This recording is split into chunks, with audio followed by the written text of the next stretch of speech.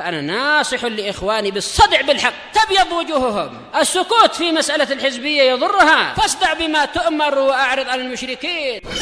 سلامي على دماج ورجالها والشيخ يحيى ودار العلم يا سعد بانيها. Bahasan dari masalah sihir dan perdukunan,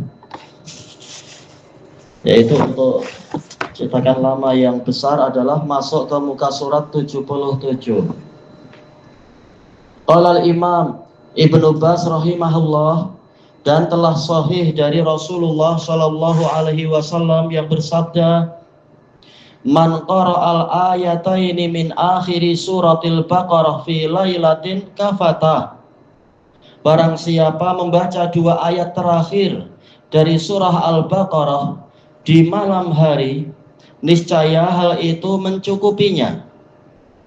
Kata beliau, dan maknanya adalah wallahu a'lam, dua ayat tadi mencukupinya dari segala keburukan. Dan ini telah berlalu syarah terhadap hadis ini, yaitu nota kaki terkait dengan masalah ini. Kemudian kata Imam Ibnu Baz rahimahullah, dan termasuk dari penjagaan adalah, yaitu cara menjaga diri, menjaga keluarga, yaitu memperbanyak memohon perlindungan dengan bacaan a'udzu bikalimatillahi tammat min syarri ma khalaq. Aku berlindung dengan kalimat-kalimat Allah yang sempurna dari kejelekan makhluk yang memiliki kejelekan. Di setiap siang dan malam. Lihat nota kaki yang ke-47 di situ, 47, dari Abi Hurairah radhiyallahu anhu yang berkata, Ja'a rajulun ilan nabiyyi sallallahu alaihi wasallam. Telah datang seorang lelaki kepada Nabi sallallahu alaihi wasallam, faqal, seraya berkata, ya Rasulullah, ma laqitu min aqrabin.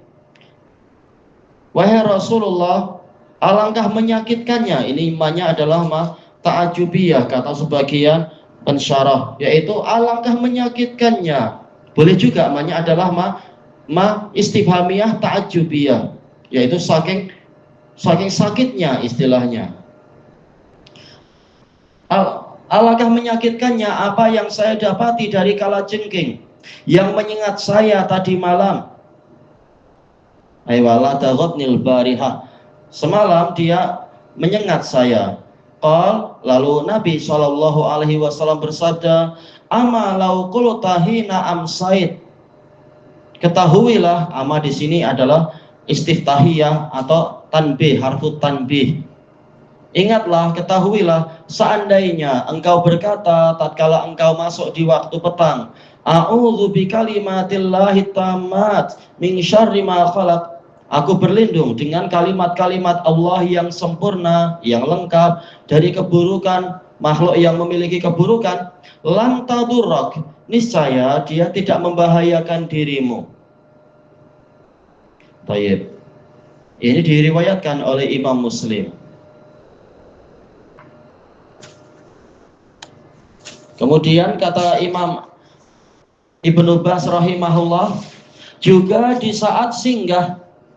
Adapun untuk apakah pagi juga disunahkan membaca itu, kalau Syekh Yahya mengkiaskan, iya, petang disuruh membaca itu, pagi juga sebaiknya membaca itu. Salam marhaban. Baik. Juga di saat singgah di suatu bangunan atau gurun ataupun di udara maupun di lautan, iya, kita membaca itu. Masuk kapal terbang, kita boleh juga membaca itu.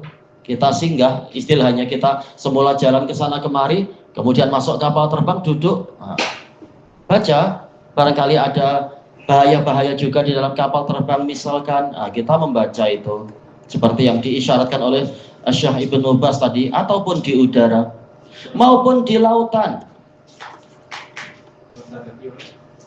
Terakhir adalah 47. Ini kita sebelum membaca nota kaki 48. Ini masih di kalam Imam Ibnu Baznya di atas. Maupun di lautan, berdasarkan sabda Rasulullah sallallahu alaihi wasallam, man nazala manzilan, barang siapa singgah di suatu persinggahan. Boleh juga kita artikan nazala artinya turun. Barang siapa turun di suatu tempat turunan, yaitu turun dari kendaraan, duduk-duduk sebentar, rehat di bawah pohon misalkan. Summa qol, kemudian dia berkata, a'udzu bikalimatillahi tammat min syarri ma khalaqa. Aku berlindung dengan kalimat-kalimat Allah yang sempurna dari keburukan makhluk yang punya keburukan. Lam yadurrahu syai', tiada sesuatu pun yang akan membahayakan dirinya. Hatta yartahila min manzilihi dzalik, sehinggalah dia beranjak, yaitu berangkat dari tempat persinggahannya itu. Di nota kaki 48 tertulis, diriwayatkan oleh Imam Muslim dari Khawlah binti Hakim As-Sulamiyah radhiyallahu anha. Tayyib. Dan Al-Imam Ahmad ibnu Hanbal rahimahullah menjadikan hadis ini termasuk salah satu dari sejumlah dalil bahwasanya Al-Quran itu kalamullah, bukan makhluk. Buktinya apa? Di sini Nabi menyuruh untuk mengajari untuk berlindung kepada kalimat-kalimat Allah. Kalau kalimat Allah itu makhluk, sementara dalil-dalil yang lain menyuruh untuk berlindung hanya pada Allah. Kalau berlindung kepada makhluk, ini syirik seperti masa jahiliyah, berlindung kepada jin. Menunjukkan kalamullah itu bukan makhluk. Dan Quran bagian dari kalamullah, maka dia juga bukan makhluk. Kita lanjutkan kembali ke atas. Kata Imam Ibnu Baz rahimahullah, dan termasuk dari penjagaan adalah seorang muslim membaca di awal pagi dan di awal malam sebanyak 3 kali. Bismillahilladzi la yadurru ma'asmihi syai'un fil ardi wala fis sama wa huwas sami'ul alim. Dengan nama Allah yang mana bersama namanya tiada sesuatu pun di langit ataupun di bumi yang mampu memberikan bahaya, dan dia maha mendengar lagi maha mengetahui. Ya, kalau Allah bersama kita, siapa yang mampu mencelakakan kita? Tak ada yang mampu. Maka kita sering-sering menyebut nama Allah, karena Allah telah berfirman dalam hadis qudsi itu, wa ana ma'ahu idza zakaroni, dan aku bersamanya jika dia mengingatku. Hadis diriwayatkan oleh Imam Al-Bukhari dari Abi Hurairah radhiyallahu an. Atau kalau iya betul, hadis Abi Hurairah ya, masalah itu. Allah Akbar, kataan Allah Akbar. Ya, boleh, tak masalah. Intinya adalah zikir, iya. Dia macam silat tu, Allah. Itu bid'ah kalau cuma Allah, karena dia bukan jumlah mufidah, kata Syekhul Islam. Wajib jumlah mufidah, ada mubtada, ada khabar mungkin, atau ada fi'il, ada fa'il. Kalau Allah, tak tahu maksudnya Allah kenapa? Allah bersatu dengan saya, ini kesyirikan. Allahu Akbar. Ya, Allahu Akbar, itu baik, mengusir setan sekalian. Allahu Akbar tu dah. Dah bagus insya Allah. Kita pastikan untuk kalimat wa ana ma'ahu idza dzakaroni. Ini hadis Abi Hurairah atau hadis Anas? Hadis itu dari Hadis Abi Hurairah. Hadis itu dari sini. Dan juga diriwayatkan oleh Imam Muslim. Cuma kalau riwayat Imam Muslim, wa ana ma'ahu idza da'ani, aku bersamanya jika dia berdoa padaku. Kalau riwayat Bukhari, ana ma'ahu idza dzakaroni, aku bersama dia jika dia mengingatku. Kenapa tadi? Itu dari sini. Tak ada, cuma sekedar untuk tambahan dari pembahasan, yaitu kalau nama Allah disebut tak ada yang mampu menimpakan bahaya. Nah, kita mengomentari kalam Imam Ibnu Baz dengan dalil-dalil ini. Tayyib. Kemudian di muka surat berikutnya, kalau di sini, karena telah sahih dorongan dari Nabi, yaitu dorongan, anjuran, penggalakan untuk menjalankannya, yaitu mengamalkan zikir-zikir tadi. Dan bahwasanya hal itu termasuk sebab keselamatan dari setiap keburukan. Baik, kita lihat catatan kaki yang ke-49 diriwayatkan oleh Imam Abu Dawud dari Muhammad ibnu Ka'ab al-Quradhi rahimahullah yang berkata, Anna Aban ibna Utsman, Aban bin Utsman bin Affan, putra dari Utsman, yaqul, beliau berkata, sami'tu Utsman, saya mendengar Utsman yakni ibna Affan, yaqul, sami'tu Rasulullah sallallahu alaihi wasallam yaqul, aku mendengar Rasulullah sallallahu alaihi wasallam bersabda, man qal, barang siapa berkata, Bismillahilladzi la yadurru ma'asmihi syai'un fil ardi wala fis sama' wa huwas sami'ul alim, dengan makna yang telah disebutkan tadi. Salasa marrat, sebanyak 3 kali. Kata beliau, lam tusibhu faja'atu bala, dia tidak akan tertimpa bencana yang mengejutkan hatta yusbih, sehingga masuk di waktu pagi. Jadi dohirnya ada lafaz yang entah mungkin rawi meringkas atau apa, yaitu ini jika dia mengucapkan itu di waktu petang. Kemudian waman qalaha hina yusbih, dan barang siapa mengucapkan itu tatkala dia masuk di waktu pagi. Oh iya. Itu ada teman-teman, ada abahnya. Baik, barang siapa mengucapkan zikir tadi di waktu pagi, salah marrat, salah marhaban, sebanyak 3 kali, lam tusibhu faj'atu bala hatta yumsi, dia tidak akan tertimpa bencana yang faj'ah, yaitu yang tiba-tiba, yang datang secara mendadak, hinggalah dia masuk di waktu petang. Oh, dari pelis bertiga. Baik. Qal fa asaba Aban ibna Utsman al-Falij, yaitu kemudian entah pada waktu berapa lama Aban bin Utsman tertimpa falij. Ini kita di nota kaki 49 ya. Falij adalah sejenis penyakit kejang otot. Sebagian mengatakan falij itu lumpuh. Iya, mungkin kalau parah ya jadi lumpuh ya. Entah mungkin atau gimana waktu itu sakit. Dulu waktu di Yaman, orang habis mandi suam petang-petang kan, mungkin dia kedinginan, mandi suam, keluar mau ke masjid kena angin petang yang mungkin mengejutkan dia. Tahu-tahu wajahnya jadi apa istilahnya ya, saraf-saraf wajahnya jadi aneh. Harus diurut berbulan-bulan baru membaik. Mungkin stroke kena angin istilahnya ya. Mengejut. Baik. Kemudian jadi salah seorang tabi'in ini, putra Utsman bin Affan, terkena kejang otot. Cuma yang jadi masalah apa sekarang? Faja'ala rajulul ladzi sami'a minhu, maka mulailah orang yang mendengar darinya.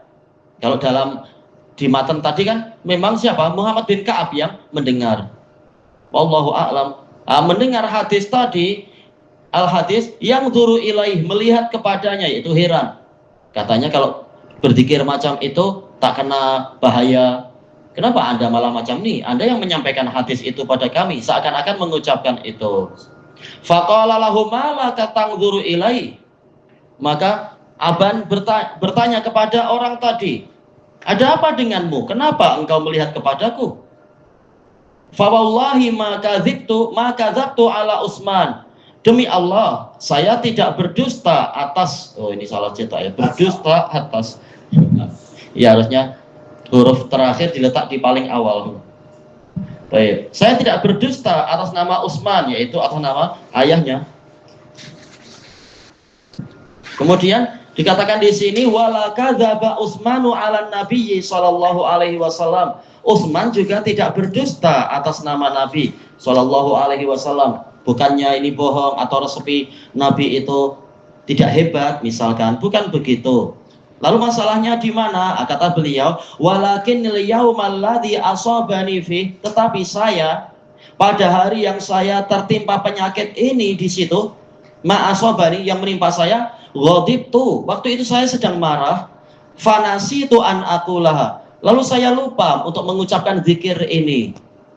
Sehingga ketika datang bencana, beliau terkena bencana itu, namanya lupa, saking marahnya. Bukan karena zikirnya tidak kuat, cuma saya yang malah lupa membaca zikir itu karena terlalu marah waktu itu. Ini sanadnya sahih. Semoga namanya ruqyah, boleh jadi ruqyah. Insya Allah ruqyah tidak sia-sia, cuma ya biasa, pengobatan kadang cepat, kadang lambat. Pengobatan dari dokter pun macam itu. Baik, kita kembali ke atas.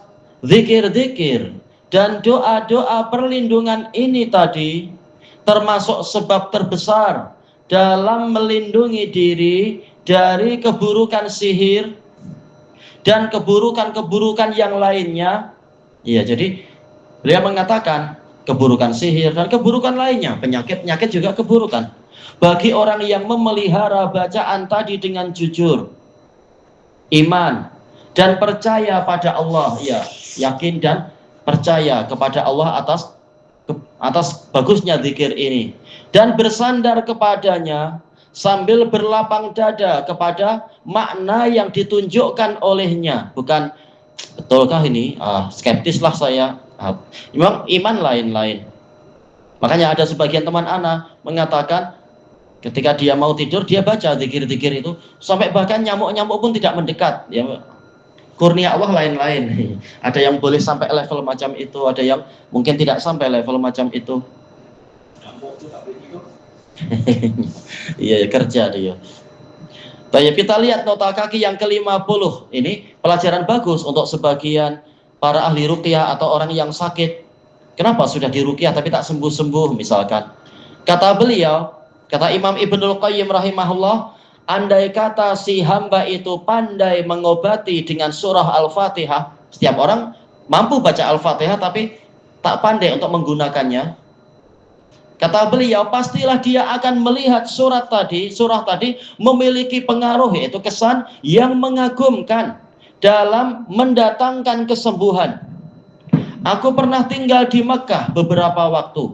Aku tertimpa beberapa penyakit dalam keadaan aku tidak mendapatkan dokter ataupun obat. Aku sering mengobati diri sendiri dengan Al-Fatihah. Lalu aku melihat surah tadi memiliki pengaruh, memiliki kesan yang mengagumkan. Iya, Al-Fatihah. Kemudian aku sering menceritakan hal itu kepada orang yang mengeluh sakit. Selanjutnya banyak dari mereka yang cepat sembuh. Akan tetapi di sini ada perkara yang harus diperhatikan, wajib diperhatikan kata Imam Ibnul Qayyim, yaitu zikir-zikir, ayat-ayat dan doa-doa yang dipergunakan untuk meruqyah dan mencari kesembuhan, itu semua memang bermanfaat dan mampu menyembuhkan dengan seizin Allah tentunya. Akan tetapi itu semua menuntut sambutan penerimaan dari medianya. Media yaitu si penyakitnya itu, si pesakit. Ya, kata penerjemahnya, kata ana. Media. Karena kalau kita letakkan di media yang tak baik susah, sebagaimana baja ataupun apa istilahnya itu tanaman. Kalau kita tanam di tanah yang tanahnya cenderung tidak menerima tanaman atau tidak menerima gizi, ya, tak ada gunanya juga. Jadi tanahnya sendiri, cari tanah yang memang siap menerima itu, yakin bahwasanya ruqyah itu bermanfaat, bukan malah yakin ke penyihir untuk kepada ahli tauhid dia tak yakin, ya salah sendiri. Kekuatan tekad dan pengaruh si pelaku maksudnya adalah si ahli ruqyahnya. Dia sendiri wajib memiliki tekad yang kuat, betul-betul ada tekad untuk mengusir jin yang di badan orang yang itu misalkan, bukan malah meruqyah sambil takut-takut, jinnya gelak nanti. Seperti orang yang memukulkan pedang sambil takut-takut, ya gimana pedang akan berjaya kalau yang memukulkan saja takut dan tidak sungguh-sungguh. Maka kapan saja, yaitu bila mana terjadi keterlambatan kesembuhan, maka hal itu karena lemahnya pengaruh si pelaksana, lemahnya kesan dari si peruqyah, atau tidak adanya sambutan penerimaan dari objeknya, yaitu si pesakit. atau karena suatu penghalang yang kuat yang menghalangi kemanjuran obat tadi. Sebagaimana hal itu juga terjadi pada obat-obatan dan penyakit-penyakit jasmani. Walaupun obatnya bagus, kalau si pesakitnya tidak seberapa percaya, mungkin berat obatnya untuk bekerja. Tapi walaupun obatnya sekitar vitamin atau sekitar air, kalau disuntikkan, tapi pasiennya yakin, kekuatan keyakinan sangat membantu untuk dia segera sembuh. Dokter pandai-pandai melihat ini jenis pesakit macam apa yang sedang dihadapi ini. Kata beliau di sini, sebagaimana hal itu juga terjadi pada obat-obatan dan penyakit-penyakit jasmani. Karena ketiadaan pengaruh obat tadi boleh jadi karena karakter si pesakit tidak menerima obat itu. Dan boleh jadi karena adanya suatu penghalang yang kuat yang menghalangi kemunculan pengaruh obatnya. Yang demikian itu karena karakter si pesakit jika mengambil obat tadi dengan penerimaan yang sempurna, ya dengan keyakinan yang bagus, pemanfaatan badan kepada obat tadi adalah sesuai dengan kadar penerimaan tersebut. Jangan begitu diminum langsung dia muntah, obatnya rugilah nanti. Kalau obatnya belum sempat bekerja misalkan. Demikian pula hati.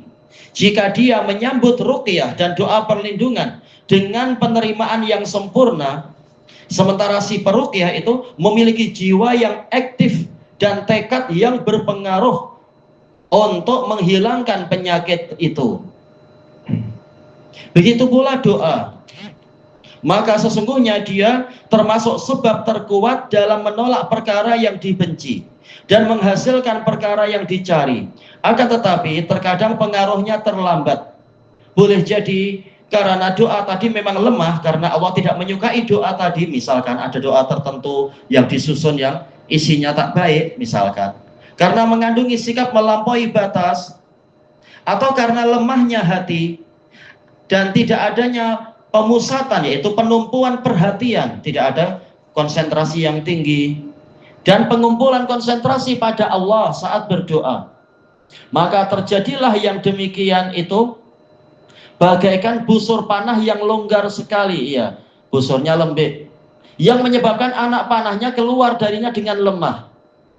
Dan boleh jadi hal itu karena ada penghalang dikabulkannya doa, karena memakan makanan yang haram, kezaliman, dosa yang menyelubungi hati, dominasi dan berkuasanya kelalaian, kelupaan dan permainan di dalam hati. Iya, hatinya malah bermain-main. Selesai dari Al-Jawabul Kafi. Tayyib ilahuna wallahu a'lam. Apakah ini ada yang itu? Oh iya, betul ya, sampai sini. Gak ada yang terlewatkan.